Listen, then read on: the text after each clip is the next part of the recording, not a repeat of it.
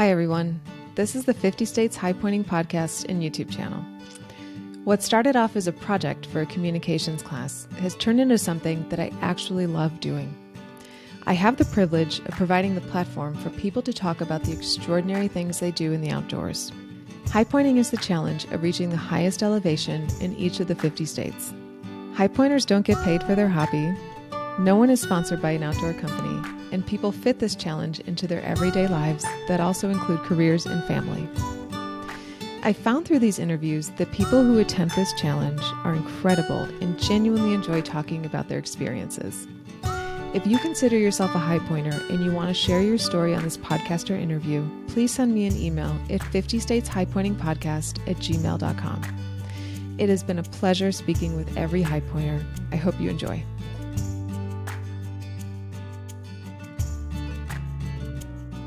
Hi, everyone. Welcome to the 50 States Highpointing podcast.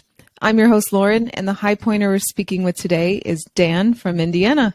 Dan, welcome to the show. Hi, Lauren. Thank you for having me. Of course. Can you tell our listeners a little bit about what got you into the outdoors and then what got you highpointing? Sure. So I probably, before I graduated high school, I had probably been on about 20 backpacking trips with my dad. He always loved doing that with my brother and I. My brother joined for most of them and everything. My dad's a hog farmer, so we really couldn't venture too terribly far away from home. So being central Indiana, we tended to go down south mostly, Tennessee, Georgia, Virginia, as well as West Virginia. Maybe a few times in Kentucky, and then one time to Arkansas, I recall. And then we also did a few trips up to the UP of Michigan and even in Minnesota and even a time or two up in Ontario, actually. Very nice. And for our listeners who don't know what the UP is of Michigan, that is the Upper Peninsula.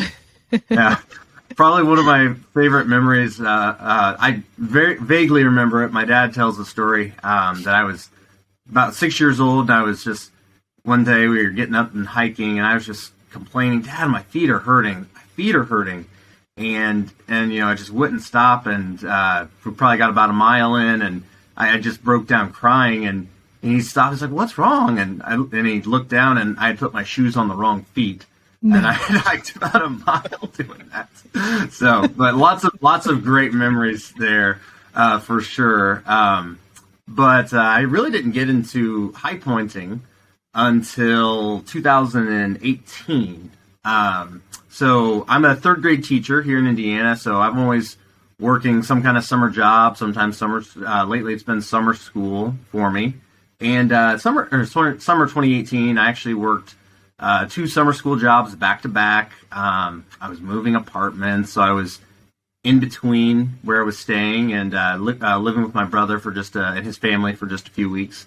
And I just needed a getaway trip. Yeah. And so I planned out this quick, only 4 or 5 days to South Dakota. I had never been there before, and I was like, I want to go to the Badlands and see Mount Rushmore. So planned all that out, and just got everything in line, drove out there and everything, and I just remember on planning it out though, I was just kind of looking for things to do, and I just happened to stumble across online about Black Elk Peak, the Highpoint in South Dakota. I just thought, that'd be kind of fun to hit, cool to see. Mm-hmm. And it ended up being the highlight of my trip for sure. If you've never been, Custer State Park in South Dakota is just absolutely astonishing. I've heard that. Yeah, I've heard that people combine Custer State Park with their Badlands National Park tour. Oh, absolutely. Yes, yeah. And so when I pulled up there, I was just expecting to do a quick hike, and around where the trailhead is this place called Sylvan Lake. And, oh my goodness, the pictures I was able to take there that morning, there's some rock features up there and the Black Hills. It was incredible. And then reaching the summit was just absolutely, like I said, it was the highlight of my trip. So it it was just incredible. And as I did it, I just remember thinking, that'd be kind of cool to do all 50, but it kind of, got back home and everything, and wouldn't say it was on, a priority by any means yet. And started, so next summer I went to visit my sister and brother-in-law. They live outside of Fort Smith, Arkansas.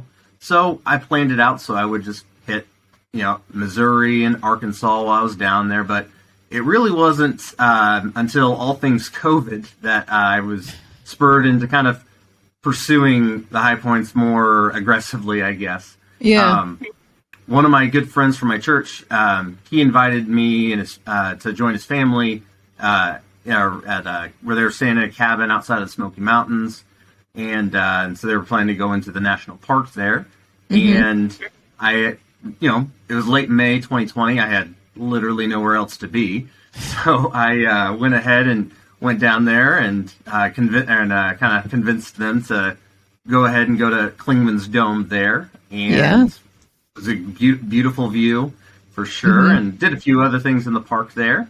But then on my drive home, I hit Black Mountain, Kentucky, Campbell Hill, Ohio, and then also my home state, Hoosier Hill, all just in one go. And I guess after that, I was hooked because I ended up that summer. I took another trip out west, and I hit several more as far as I did Michigan, Wisconsin, Minnesota, and then North Dakota and Iowa all in one trip.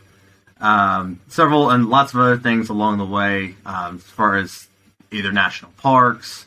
Theodore Roosevelt National Park. Yeah. And I did spend a few days there, and it was just spectacular. It always hold a special place in my heart because as I was coming back on a hike, walking through a prairie dog town, I actually had to kind of avoid a whole herd of bison walking towards me on the prairie there, and definitely was something where I was proud that I stayed calm in the moment and just let the 1-ton creatures just mosey right on through, and I got out of their way. Well done. Well, that was going to be my next question, was if you saw any bison. You obviously did.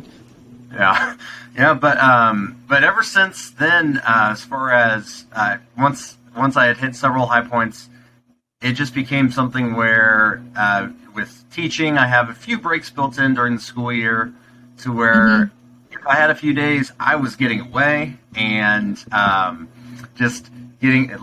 getting the opportunity to see where I could hit. And fortunately, since being out east, a lot of them are relatively close together. I was able to, usually hit several in one go. And so, I mean, my fall break, my winter break even, and then my spring break, I actually got the chance to do a quick trip with my sister to, she lives in Arkansas, and got to go to do Guadalupe Peak in Texas, as well as Black Mesa in Oklahoma. Wow! So it's been once I got into it, it was just something that I just was hooked. And at first that especially that 2020-2021 school year where we were still doing contact tracing, remote learning, it really gave me just something to be looking forward to. And just in order to plod through that challenging year. Oh, I can imagine. So having your summers free is actually really convenient for this endeavor, isn't it? Yeah, it is. I've been blessed to have some really good summer jobs as well, though, that just help supplement my income a bit. But yes, having those times, I've been able to hit several. Whether it be the beginning of the summer or near the end, what have you, just kind of working around my summer school schedule and everything.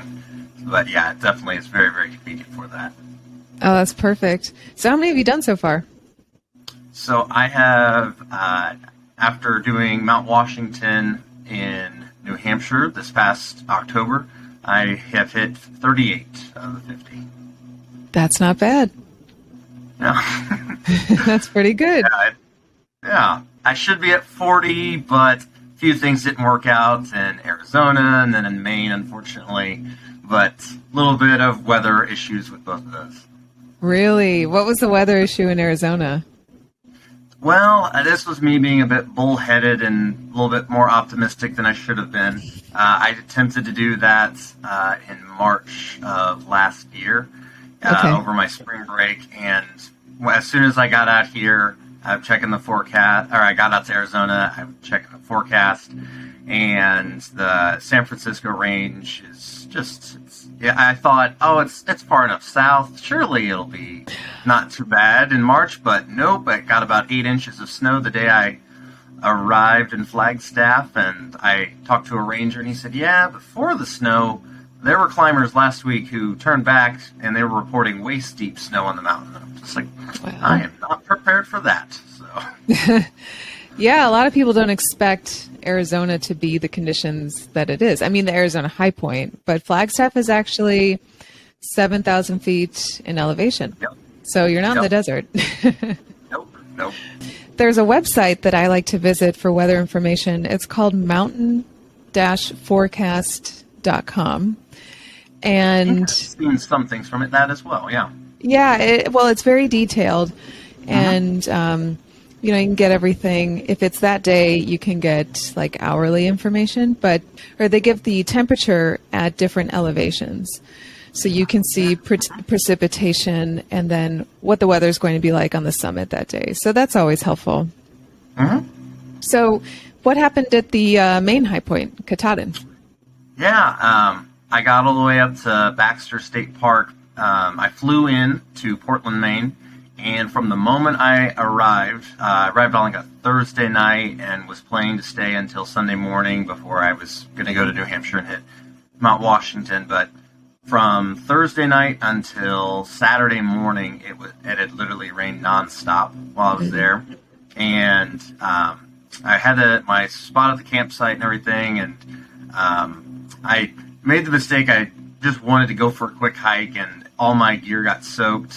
Everything, and I figured out a way to get most of it dried off, but my morale was somewhat lowered a bit, and so the next morning when I went to go do it, I was just thinking, I'm going to try it, but I don't know, I just didn't have that laser focus, eye of the tiger, so to speak, to the usual mindset that I have, I suppose, when I'm when I'm hiking up, and I made it all the way up to past the tree line of Katahdin, and from there, I mean, it's a whole new animal once you cross the tree line. Okay. And I only made it a little bit further, and it's all granite, I believe, and it was just incredibly slick, and I didn't feel safe doing it.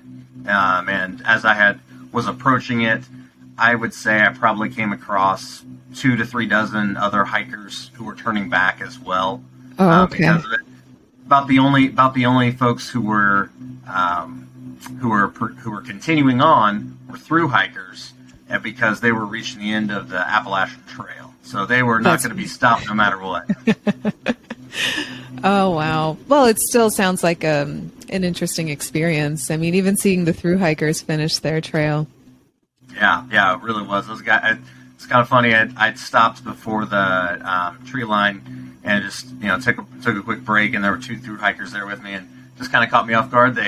One guy just pulls out a pack, lights up a cigarette, and smoking it there. I'm like, don't usually see that amongst hikers, And he kind of saw the way I was just glancing over. He's like, oh, we're not athletes, we're through hikers. Different breed. No doubt. That's funny. So have you ever seen any other Highpointers when you've been doing these high points?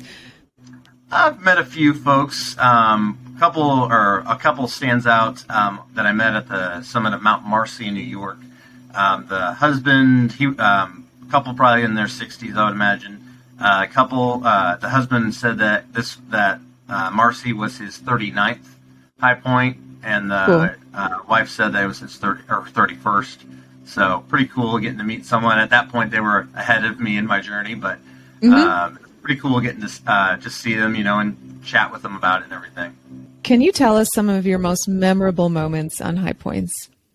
Well, the one that most definitely stands out and will be an everlasting memory for me and for my new bride. So this past June of 2022, I guess I'll have to back up a bit to give the full picture of it. So I had been to Black Elk Peak before, so I knew it was gorgeous, and I was planning to propose to my wife Jacqueline. And so originally I had planned to do some other things out west. I had hoped to do Kings Peak in Utah, but fortunately I got the most dreadful case of poison ivy on my legs. Pretty much of anyone I have ever met. That's the worst. So I had to. So it required about 6 doctor visits, including a trip to the ER to finally get it handled. Wow, that's serious. Yeah. But that's just a minor point in it. But still, I canceled my trip out to Utah for Kings Peak, unfortunately. So we adjusted a little bit. So I was driving out to South Dakota, and then she would be flying out to Rapid City, and I would pick her up that Saturday, just so she wouldn't have to take off any more days of work that she would need to or anything. And from there, so we did a few things around there. I think we did Wind Cave, or I know we did Jewel Cave as well at some point.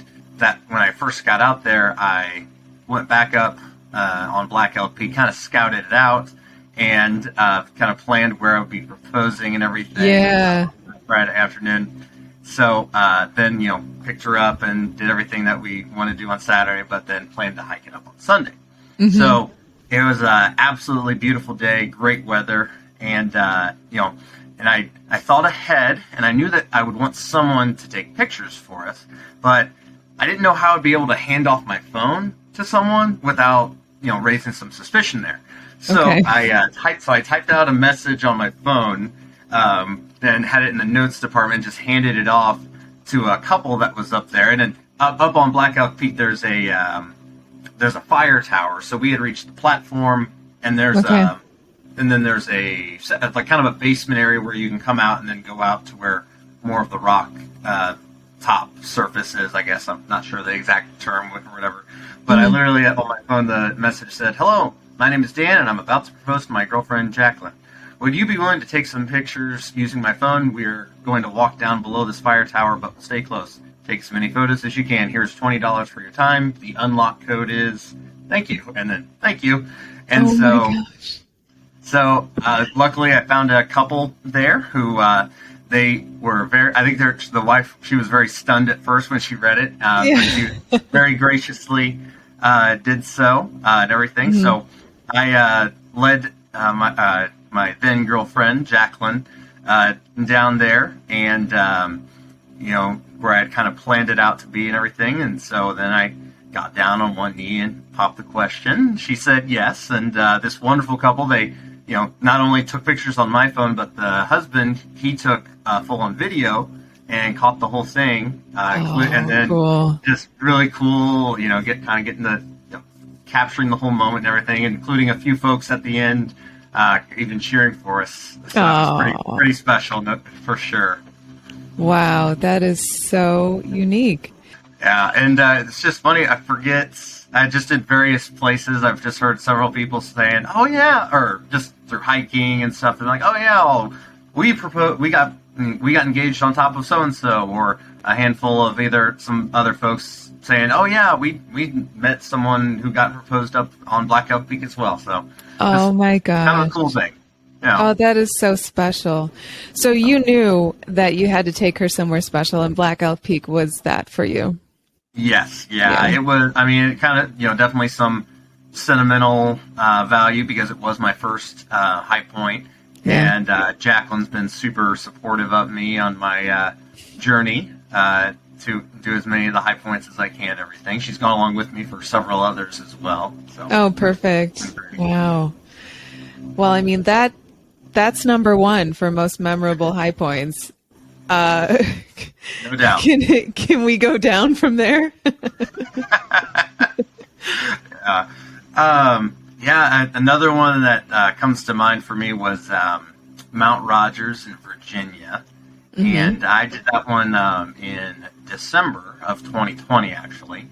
And it was I arrived there, and about I don't know how many inches of snow were on the ground, but there was snow there, and just I just dressed for the weather and just went for it, and it was right. It's just that it was just that perfect 28, 30 degree temperature where it's cold, but you get hiking, you're fine. Right. You don't have to bundle up or anything, and so one of the things that Grayson Highlands State Park is famous for is the wild ponies that are there, and they did not disappoint. Just walked, they don't even mind people. They don't even mind the people walking through. But it was just so cool to see. I luckily had some service, so I was able to FaceTime both Jacqueline. She's a horse lover, so she was just awestruck at that. Yeah. And then a few other family and friends and everything. And, just the winter, just landscape was just beautiful. And then being able to hike a bit on the Appalachian Trail as well was, it was awesome. Wow. That one will always hold a very special part. Jacqueline and I revisited there, in 2021, actually. We got to revisit there, and we really enjoyed that. Because, like I said, she's a horse lover. It wasn't snowy when we were there. It was a little bit of an overcast day, but we even saw more horses, and cool. her heart was melting when this one pony just came trotting right on up to us. I think he might have been expecting a treat, but yeah, it was yeah. So that one for sure was always a special place. Yeah. Wow. Oh, that's so unique. So can you tell us about Mount Washington? Yeah, sure. That one, so it was following my coming up short in Maine. So my determination was nothing was going to keep me off of that one. Sure. And I chose to do the Crawford Path route to the summit. And that one, there's several other trails. There's one that's pretty rugged. The name of it escapes me off the top of my head, but it's more of a I wouldn't say mountaineering by any means, but definitely more of very, very steep incline and a little bit more class 3 climbing moves and things. But I chose the Crawford Path because it was about 8.5 miles from the summit, and it also included a few side New Hampshire 4,000 footers summits there along the way. And so the Crawford Path, I found out, is actually the oldest continuously maintained trail in the U.S. Interesting. It's over 200 years of being hiked. So I found that fascinating. It's along the Appalachian Trail as well. Okay. So I was just motivated, and it was, great day to start. Got a little overcast and windy at the summit, but it was just terrific. The views were just, New Hampshire is a gorgeous state. Just so many, just mountains you just, see as you went. Sure. Everything. And, definitely, I think my phone, unfortunately died on me on the descent, but, I've done most of my uphill certainly on the ascent to the summit and everything, but there was a few, the side 4,000 footers such as, Mount Eisenhower and Mount Monroe, I want to say, that I did on the descent and everything that would have added a little bit of uphill. But when my phone died, it said it recorded me as doing 400 flights of stairs and like 5,000 feet of elevation gain. So it was, legs were burning after that day, but it was definitely a big accomplishment for me. Of course. So what month did you hike that in? Or what season did you hike that in? Yeah, that was in October. October, okay. Late fall. I think it was past, the kind of the peak foliage and everything, but still worked for me. Yeah. So then from there, did you go to Vermont? So I had done Vermont, and so in 2021, I drove up to I drove up and did kind of a loop of doing a lot of the northeastern or New England, and then a little bit further south states. So I managed in 2021. I hit Mount Marcy, and then Mount Mansfield in Vermont, and then drove south and hit Mount Greylock in Massachusetts, then did Rhode Island, and then Connecticut, and then New Jersey and Delaware all in one go. Wow. Wow. If you could redo a peak, whether it was because you liked it so much or you just want another shot, which one? So I've got a couple. As far as weather goes, definitely New York, Vermont, and North Carolina a bit. Just because when I got to the summit, it was just so, it was just, couldn't see 30 feet in front of you kind of a thing. Yeah. And it's just, that's the way it goes sometimes. Doesn't devalue the experience at all, but you kind of would like a view when you get over there. Yeah. But definitely those three are ones that if I just get up there to get a better view would be great. But I would also like to go back and hike up maybe Clingman's Dome in Tennessee, as well as Mount Greylock in Massachusetts. Just on a time crunch on that one, and didn't get a chance to hike up it. I had a trail in mind, but weather was not looking favorable for me to be able to hike it up, so I just had to drive up to it. As well as maybe Alabama, for Alabama as well. That state park, in looking at it after the fact, definitely looks like there was a lot more to be seen than I had time to see. Sure, yeah. So we don't get a lot of people on the podcast who have done the Michigan, Minnesota high points. Can you talk about those? Sure. Michigan's Mount Arvin. It's been a while since I looked at that one. It was one where, luckily, it was pretty well marked as far as the signs go and everything. I want to say it in researching it, it said there was a road to the summit, and there was, but there was about a foot gap in the road from just in a creek that had eroded, or a water stream that had eroded through it. So my little Mazda was not going to stand a chance to go across that. But luckily, very accessible trail. Pretty cool to the top, or pretty cool hike to the summit and everything. They had cleared about 100 yards or so away. They had cleared away some trees to give you a view of Lake Superior from there. So yeah, you certainly wouldn't have seen it if they hadn't done that, but it was a nice little thing there. And then for Minnesota, Eagle Mountain, that one was, until I had done Virginia, that one was probably my favorite. In reading some others' accounts of it, I think I got pretty lucky because I got there on a day where it had rained previously and wasn't too hot. But I've read several accounts where the mosquitoes there are just brutal. And when you hike through there, there's several lakes that are up there. I mean, Minnesota's the land of 10,000 lakes, so lakes in the summer, lots of bugs. But it was a nice, good trail to get to the summit, where had a great view of several different just surrounding lakes and things. It was a really fun trail to do. Yeah. So do you incorporate travel and road trips and things like that into your high pointing? Yeah. I've definitely tried to, like I mentioned, hitting with school breaks and things.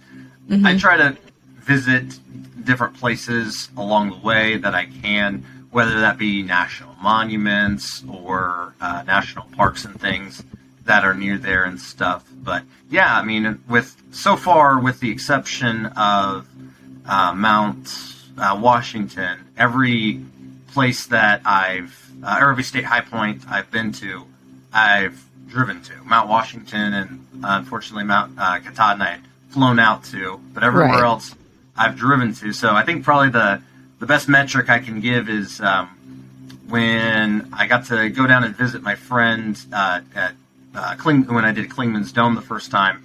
My car rolled over to 100,000 miles on that trip, and that was in May 2020. Currently, my car is at 168,000 miles, and I've driven through every state from Vermont to Arizona in my car. Wow, so, a lot of miles for sure. Yeah. Many of my friends are just like, "How do you spend that much time in the car?" And audiobooks and coffee. That's what I'll say. That's exactly what I was going to say. I've been coast to coast a couple times, and it's audiobooks and podcasts. Yep. So when you were driving out to Arizona for the High Point, did you also do New Mexico? So I did New Mexico. I did that in the summer of 2021. I had actually did New Mexico, or on that trip, I did Nebraska, Colorado, New Mexico, and then hit Kansas on the return. Oh, that's awesome. I just love the New Mexico High Point, and I'm so glad that I did it because it brought me to Taos, New Mexico, and Taos is so beautiful. Mm-hmm. Yeah. I enjoy. That was a cool little town. Forget the restaurant, but I got a spectacular pizza there. I know which one you're talking about. It's right before you drive up to Taos Ski Village. It's on like a corner. Yeah. I don't know the name of it, but I know exactly what you're talking about. I had pizza there too. It's one that I'd done Mount Elbert before arriving there, and I would say that I wish I would have maybe I don't know. I just for whatever reason I wasn't able to be at as acclimated. I don't know. I don't have the acclimation down to a science by any means, but I don't know. It definitely, even though it wasn't as much vertical gain, it wasn't as long as Mount Elbert in Colorado. For whatever reason, it was certainly a hard one to push through, but it was good. I had planned to do a route I had seen. I want to say it's the Williams Trail up and then Bull of the Woods, like kind of making it a loop a bit. I don't remember the specifics. But once I got up there, I was just like, I think I'll be good just coming down the Williams Trail just like I came. I'll be happy with that. Yes. But absolutely beautiful. Yeah. Yeah, I experienced the same thing on Wheeler Peak. I had done Rainier maybe 2 months before, and when I saw that it was lower in elevation, I thought, okay. But it took the wind out of me. I was shocked, honestly. But but it's not technical either, so that was also good. Yeah. Can you talk a little bit about Mount Elbert? Yeah.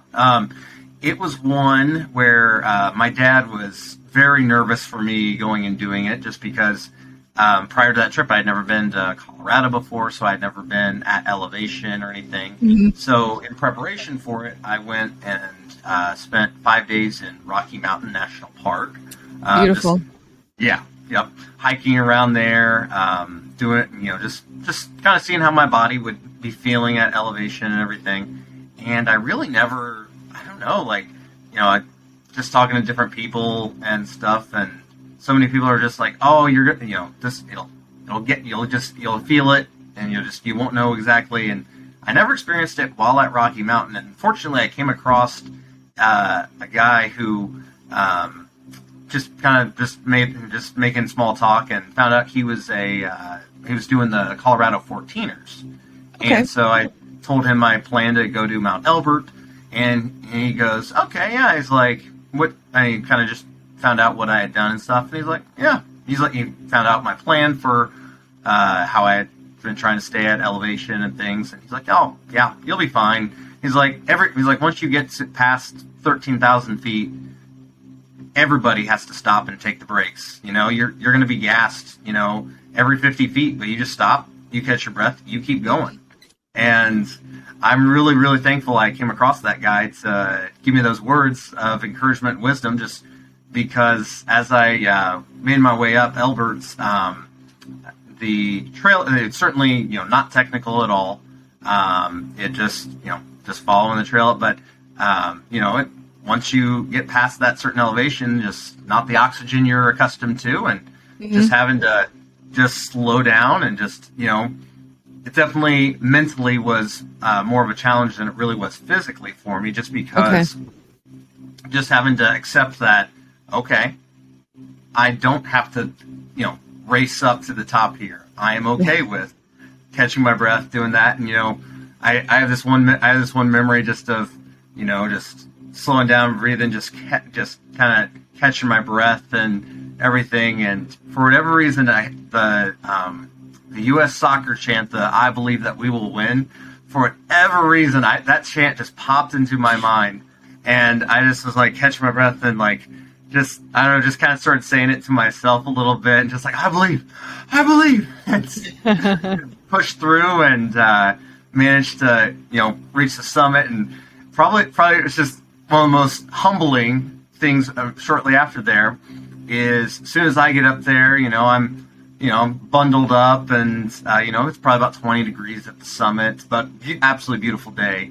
I'm up there, and then this other guy just comes up there, and he's got he's in shorts and just a thin shirt, and he's just got a simple water bottle with him, and he just come jogging up the mountain, and I'm just like, holy cow, man! And talking with him for a minute, he's like, yeah, I was like, I live around here, I just do it from time to time. It's like I was up here on January 1st, a little bit more snow then. I was like, oh my goodness! Wow, yeah. Yeah. Yeah, there's a lot of trail runners around there. Yep. Oh, yeah. Well, that's the key, isn't it? Just to go slow and remind yourself that you're not racing anyone. I mean, if you're not, I don't know.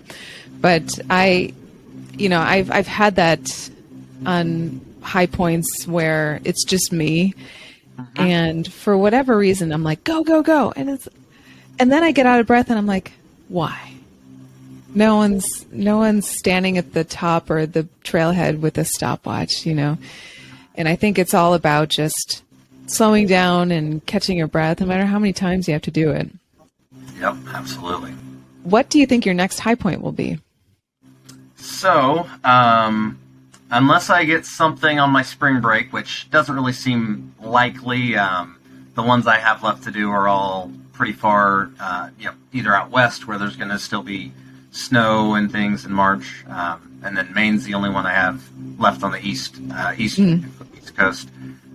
So the next one I definitely have planned is actually Mauna Kea in Hawaii for our honeymoon in June. We're getting the chance to go out to Maui, and my amazing wife is supportive of me, and so she is willing to make a quick pit stop on the Big Island. And we will certainly hit Hawaii Volcanoes National Park while we're there. Yeah. So working to train up for that, and also planning to rent a Jeep just in case the trail doesn't work out, so we can at least drive to the summit. Still working out the logistics of whether she'll meet me at the summit or what have you. And things like that. But yeah, we're really excited for that. That is cool. I'm excited for that. You have to give us a trip report when you come back. Sure, yeah. That is so fun. So do you plan on doing all 50? I hope to. Certainly as I've been, having the desire to, but as life allows, obviously at this, I've mentioned that I've done several on trips around the, cross-country trips kind of a thing, just hitting multiple of them. But obviously when you get further west, you're not exactly able to just go and stop at a sign like you are. Like, for example, I actually managed to hit 4 state high points in one day out east, where there was hiking involved. So I started off, I hit Rhode Island very early in the morning. And then did Connecticut That one was a relatively short hike, like 2-3 miles, something along those lines.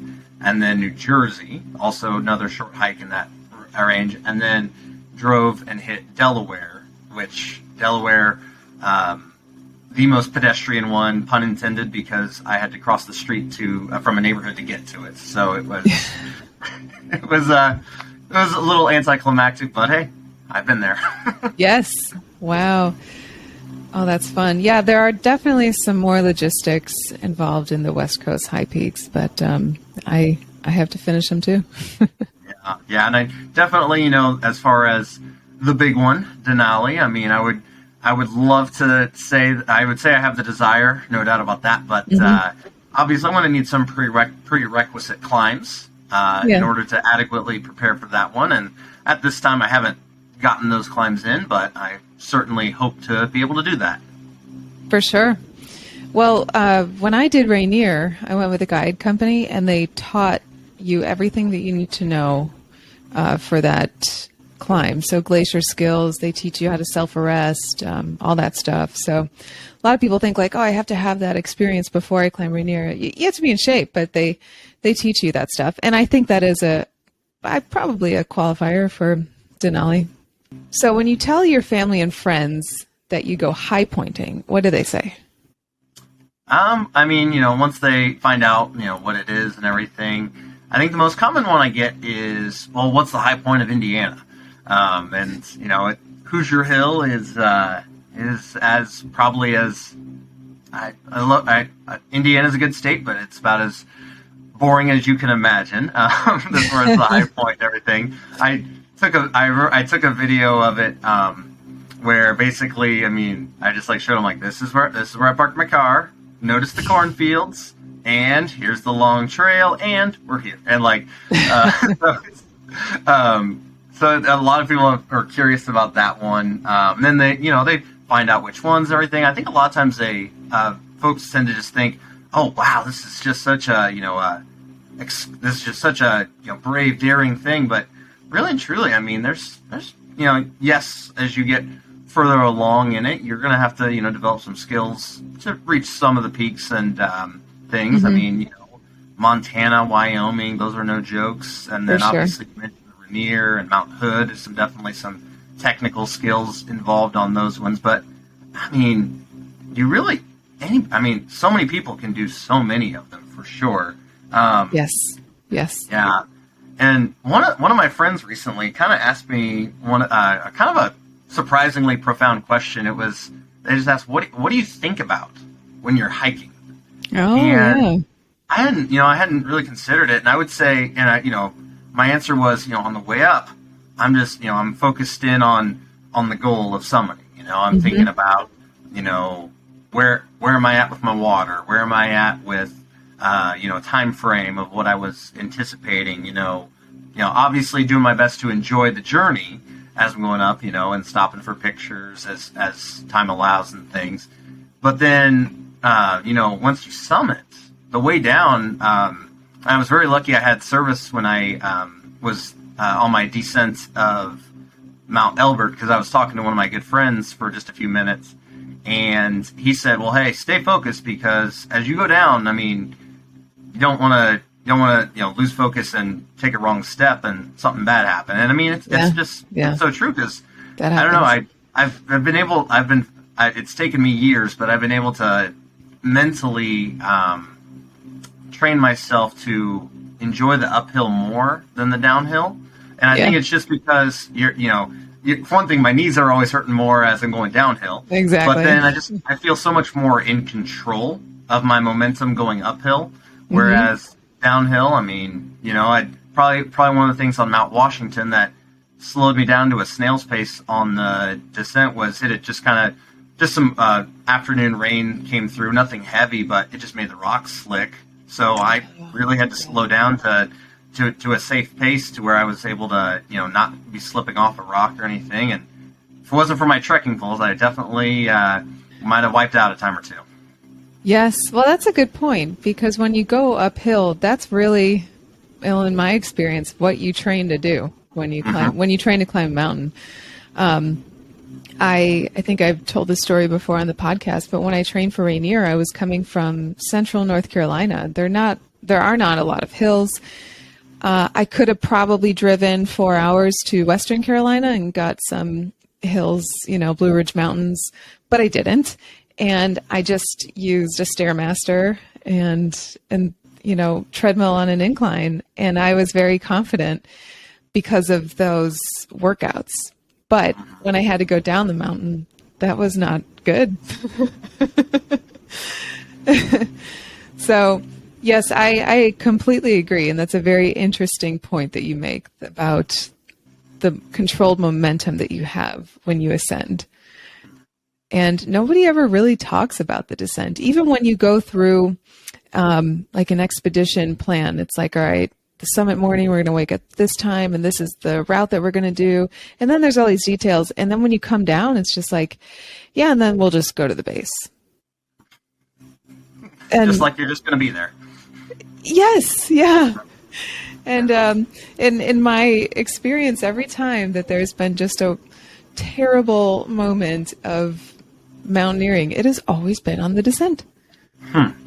Interesting, yeah. Yes. I've heard, I believe you've done Mount Whitney, correct? Yes. Yeah, I've heard that, at least one video I saw of somebody who summited, there was a sign up at the summit that said, remember, you're only halfway down, or something like that. Yes. And I mean, yeah, just a great point, because you're not, when you get to the top, you got to get down. You do, yeah. So my husband and I did the Mountaineers route on Whitney, and we went with a guide because I'm just not familiar. I'm sorry? Couldn't win the lottery? Well, we didn't even try. So I just went all the way around it and got a guide. And also, I'm just not familiar enough with the area to pretend like I know what I'm doing. So we got a guide and did the Mountaineers route. And we came across some people who did it on their own on the Mountaineers route. And they were just stuck. They were sitting on these boulders. And our guide was like, hey, you can follow us. Or if you go that way, that's a little easier. And they're just like, no, we're just exhausted. We're just going to stay here. We slept on the summit last night.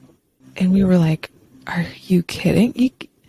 You're not going to die, but like, get down. What are you doing? But you just see people just kind of lose their will because they're just so focused on the summit. Yeah. I don't know what happened to those people, actually. I hope they made it down. I hope so for their sake, too. Yeah. Well, you get reception on Whitney, on the summit. So, they were looking at all trails, and you shouldn't do that when you're taking a technical route. And that's what they were doing. How do you prepare for a climb, and do you pack anything special? Yeah. So to train for where I'm going and everything, I'm actually just incredibly fortunate. Where I live, I am a few minutes away from some Purdue forestry land. Okay. And I can actually park at my brother's house, and there's a kind of a back entrance through their neighborhood area to it. And it's about a 6.5 mile loop trail. And it has, Indiana is, as I mentioned with Hoosier Hill, not a whole lot of elevation change, but this route here, I forget the exact number of acres, but it jams a 6.5 mile trail in it, and it has almost 1,000 feet of elevation change throughout the whole trail. Okay. And during the week, I'll go to the gym and hit the elliptical and stuff. But whenever I'm going whenever I have one in mind, I'm trying to be out there every weekend. And in fact, for this past fall break trip I did, I was just because I had the Crawford path that I mentioned earlier in mind. I did the loop 2 times, multiple Saturdays. And then one time I managed to get, it was a 20-mile day for me, just in hiking it, just to prep for it and everything. And, it just kind of, I don't know, just the hiking past the number 20, definitely, just, kind of a mental breakthrough, so I just proved I can do it and things. Sure. Wow. Wow, that is cool. Well, it's good that you have that resource. Not very, certainly not everyone has that to be able, because I just, as you kind of mentioned, doing Stairmaster, or for me doing elliptical, whatever, it just training on natural surface, obviously, it's just, it's going to be better as far as that, as much as you can. So, and then you don't get the weird looks from people in the gym when you walk in there with your backpack and mountaineering boots. Right. Yeah. As far as packing things go, I mean, I more or less live out of my car when I'm on the road and everything. So I got my tents, I got a cooler, got all the little stuff that I've gotten to, my jet boil stove and all the bells and whistles and things for that and everything. But as far as like when I'm hiking, I mean, I'm a huge advocate of trekking poles. I will unashamedly say I think they've saved my life, probably. Just as far as, slipping, and I wouldn't say falling off an edge or anything like that, but definitely falling on some rocks and just in some slick conditions and things. Yes. But obviously, I mean, I'm sure any hiker will tell you just being prepared, having, food, water, headlamp, medical gear, things needed, and things. I don't have anything sentimental I take with me to the summits or anything like that. I'm kind of maybe a little old school. I don't really enjoy taking selfies, so I'll show you a little later. I have kind of what I used to remember all my summits by and everything, and no pictures of me on there at all. So, do you have a favorite adventure podcast, documentary, or book? Yeah. Well, one book I have here. I don't know if you've heard of this one or not. Yeah. The All 50 Walter Vanderhyde there. I'd seen this one advertised in the group, so I asked for it for Christmas one year, and I got it. Perfect. Very, very cool to hear his stories of them and everything. And obviously different background as me, but very cool to see somebody being able to do that. So that's been an awesome story there. As far as other stuff, I'm kind of a little bit. We'll probably partake in a little more YouTube than I probably should. But there's a few YouTube channels that I frequent that are just so cool. Okay. One of them is it's called Mediocre Amateur, and there's this group of guys. I want to say they're based out of Utah, but and they just go off, and I think the reason I discovered them is because I was just looking for videos on anybody who had done Wheeler or Elberts, and the main guy had done those those peaks, as well as I know he did Granite, and he did Gannett Peak. I want to say he has done all of the western peaks. Okay. So pretty cool stuff there. Recently, I know those guys have gone to Europe.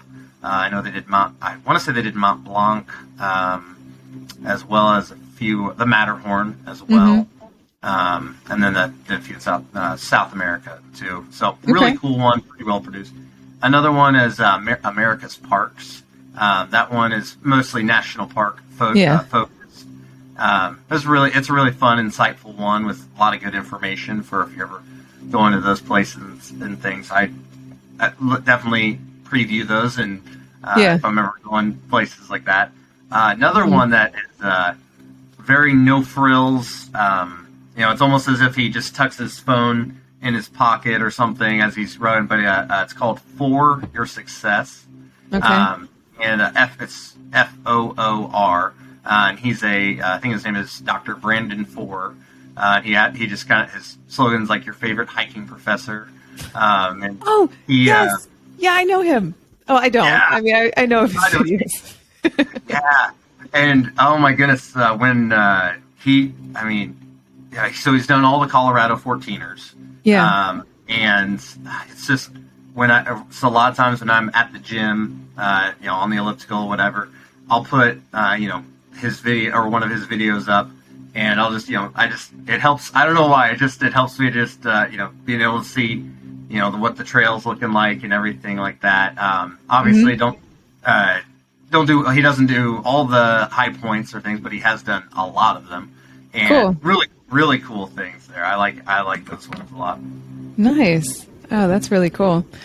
There's a national parks documentary it's a Ken Burns documentary, and it's called National Parks, America's Greatest Idea.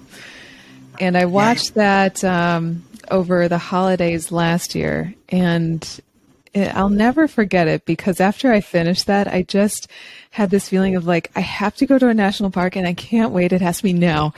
And so the nearest national park is Joshua Tree. And so I just looked for a campsite reservation just as soon as that documentary ended. And it's difficult to find a camp spot at Joshua Tree in the winter, because that's where all the climbers come, from Yosemite, because the weather's better. And there was just this campsite open at Indian Cove, and I drove out there the next day and slept under the stars in Joshua Tree, and I was like, I love this. I'll never forget that documentary. Cool. I'll have to check that one out. I think I've seen bits and pieces of it, but yeah, that sounds cool. Yeah, well, it goes through how the national parks started and how they were discovered. So it's very Yosemite and Yellowstone heavy, and John Muir, of course. What are the benefits that you get from highpointing? Yeah. I mean, one of them is just finding, I don't know, just definitely just kind of increased my confidence, I guess. Just because it's going to sound so silly, but when I was first doing Blackout Peak in 2018, I knew it was only like a 3-mile hike, but I was just like, well, maybe I'll make it to the top, maybe I won't. I don't know. I just remember having that attitude of doubt and thinking about how I've come from there to now when I was doing Mount Washington most recently. Just how far my determination of I'm going to do this kind of thing has come, and just I don't know. It struck me as I was reflecting on it the other days how that's really kind of changed me a bit. And then also just learning to enjoy the journey along the way. So the story kind of incorporates a little bit of a negative experience, New York. So I arrived in the Adirondacks about like 2:00 on I want to say Thursday or Friday, something like that. And my plan was to do the Mount Marcy the next morning. Okay. So me being kind of a little bit too gung-ho, I decided, I'll go and do Algonquin Peak, which is the second highest peak in New York. I'll just go and do it real quick. I mean, it's only 2:00 in the afternoon. I'll set up my camp and just go for it. Okay. So I went and did it. It was 4.4 miles one way to the summit and everything. Okay. Well, it was rocky, as you might expect in the Northeast, and I completely did not even consider the sunset, when the sunset would be. So I got up to the summit at about I think I made it up there and get fairly decent time, but I was up there right at sunset. And if you're at the summit at sunset, that's going to mean you have a dark descent back to camp. And that's where I was very, very fearful. Lots of prayers being said on the way down. And that's where my trekking poles most certainly saved my life. For sure. It was slick, and I had headlamps, or had my headlamp and everything. So as foolhardy as I was prepared for it. So the next morning, so I definitely had I gotta be safe and be smart as I go and do Marcy.